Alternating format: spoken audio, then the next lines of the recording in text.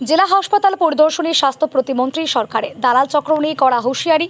হঠাৎ নদিয়ার শক্তিনগর জেলা হাসপাতালে স্বাস্থ্য প্রতিমন্ত্রীর আগমন। ঘুরে দেখেন হাসপাতালে একাধিক বিভাগ। এরপর সংশ্লিষ্ট একটি বিশেষ বৈঠকে যোগদান করেন তিনি। উপস্থিত ছিলেন হাসপাতালে একাধিক চিকিৎসক থেকে শুরু করে হাসপাতাল কর্তৃপক্ষ, বিশিষ্টগণ। রবিবার আসরীয় দিনে হঠাৎই স্বাস্থ্য প্রতিমন্ত্রী সুষমা সরকারের কৃষ্ণনগর জেলা হাসপাতাল পরিদর্শনে অনেকটাই তাৎপর্যপূর্ণ।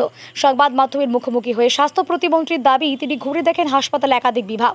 হাসপাতালে পরিচ্ছন্নতা, সঠিক রোগী পরিষেবা এবং 24 ঘন্টা স্বাস্থ্য পরিষেবায় নিযুক্ত থাকতে হবে চিকিৎসকদের। মূলত প্রত্যেকটি জেলা হাসপাতাল এবং মেডিকেল কলেজকে স্বচ্ছতা বজায় রাখতে তিনি জেলার সরকারি হাসপাতালগুলি পরিদর্শন করছেন।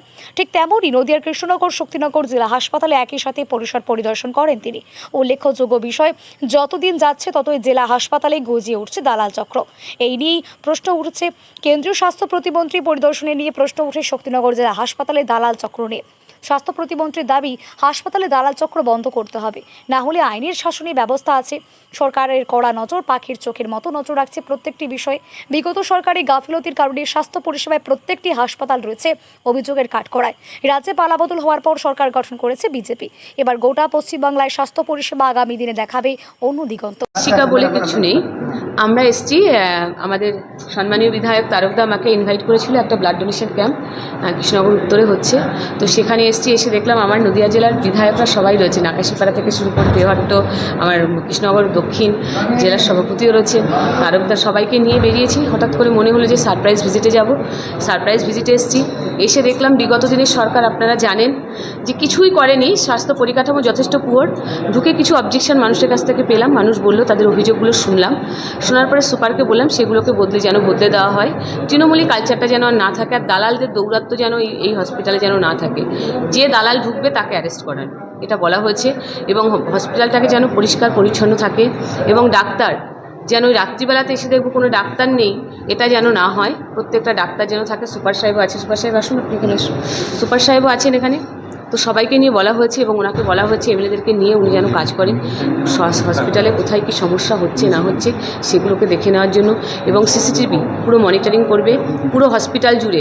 রাত্রিবেলাতে পরিবারের লোকজনেরা থাকছে, যাতে কোনো রকম কোনো সমস্যা না হয় সেদিকে ওনাকে বলা হয়েছে। হসপিটালের বাইরে যাতে একদম পরিষ্কার পরিচ্ছন্ন থাকে সেগুলো বলা হয়েছে, এবং খাবার দাবারের গুণগত মান সেটা নিয়ে বলা হয়েছে, এগুলো বলা হয়েছে। আর ইনফ্রাস্ট্রাকচার সেটা তো আছেই, আপনারা জানেন বিগত সরকার করেনি। আমরা বর্তমান 2 মাস এসেছি ক্ষমতায়, নিশ্চয়ই আগামী দিনে আরও কিছু ঘটবে। ম্যাডাম, আপনি বলছিলেন যে হাতে ব্যাচ করে ব্লক অবধি আপনি নিয়ে যাবেন, যেটা আপনি হাতে ব্যাচ করে না, আমাদের ডিপার্টমেন্ট থেকে এটা একটা সিদ্ধান্ত নেওয়া হচ্ছে সম্মানীয় মুখ্যমন্ত্রী তার নির্দেশে, যে রোগীর পরিবার, এখন আমরা শুরু করিনি, ওটা শুরু করব। যে নার্স, কোন নার্স তাকে দেখছে, কোন ডক্টর তাকে দেখছে, এবং পরিবারের লোক কে আছে, পেশেন্ট কে আছে, তাদের এক কালারে একটা করে ব্যান্ড থাকবে হাতে। তাহলে মার্কিং করতে সুবিধা হবে যে কোন পেশেন্টের কে বাড়ির লোক আছে। এই যে দালাল দৌরাত্ম্য, এই রাজটাকে আমরা বন্ধ করতে চাই। তৃণমূলী কালচার আমরা শেষ করতে চাই। তৃণমূলী কালচার কোনো চলবে না। এতদিন যা করেছে আর চলবে না, ফার্দার আর চলবে না, সেটা সুপার সাহেবকে বলে দিয়ে। অভিযোগ পেলেন, কতটা কঠিন বলে মনে করছেন কাজ? দেখুন, কাজ করার ক্ষেত্রে কঠিন বলে কোনো কিছুই মনে হয় না, যদি সেটাকে সবাই মিলেমিশে করা যায়। আমরা সবাই মিলেমিশে, দেখছেন এখানকার সব এমএলএ ভীষণ অ্যাক্টিভ, এবং বিধানসভায় দেখবেন আপনারা আমাদের প্রত্যেকটা এমএলএ কী সুন্দর দাঁড়িয়ে তার এলাকার প্রত্যেকটা সমস্যা বলে। আবার এটাতে আমাদের কঠিন মানে বলে তো মনে হয় না, সবাই মিলে কাজ করছে, ভীষণ অ্যাক্টিভ সব এমএলএরা, সব দাদারা আমার। আমি সবার বোন। একটা পেশেন্ট ভর্তি হতে গেলে 5টা সিরিঞ্জ কিনে নিয়ে আসতে হচ্ছে, কোনো কিছুই তার মানে হসপিটাল থেকে সেরকম পরিষেবা পাওয়া যাচ্ছে না, বাইরে থেকে কিনতে হচ্ছে। আপনারা বলছেন যে বেসরকারি নার্সিংহোমে সেগুলোর উপর কড়া ব্যবস্থা নেবে, তাহলে এখানে যদি সব কিছু কিনে তাদের ভর্তি হতে হয়, তাহলে তারা নার্সিংহোম ছেড়ে কোথায় যাবে? দেখুন, আমি আপনাকে বলি, সরকারি হসপিটালে 2 মাস আমরা ক্ষমতায় এসেছি, আপনাদের এটা বুঝতে হবে। এখন দেখুন বিগত দিনে মানুষ কি করেছে, তারা কি সিরিঞ্জ কিনেছে, কি কিনেছে আমরা জানি না।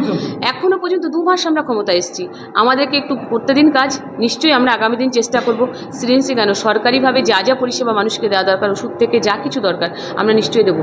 আমার সঙ্গে কথা হলো সুপার সাহেব বললেন তো যে মেডিসিন অ্যাভেলেবেল আছে, কোনো মানুষকে সেভাবে কিনতে হচ্ছে না তো বাইরে থেকে। ম্যাডাম, ন্যায্য মূল্যের ওষুধের দোকানে দেখুন, ন্যায্য মূল্য যেটা বিগত সরকার করে গেছে, মামাটি মানুষের সরকার, আমরা ন্যায্য মূল্যে ওষুধের দোকানে বিশ্বাসী নই। আমরা আয়ুষ্মান মন্দির যেটা আছে, আয়ুষ্মান আরোগ্য নিকেতন যেটা আছে, সেটাতে আমরা বিশ্বাসী। তো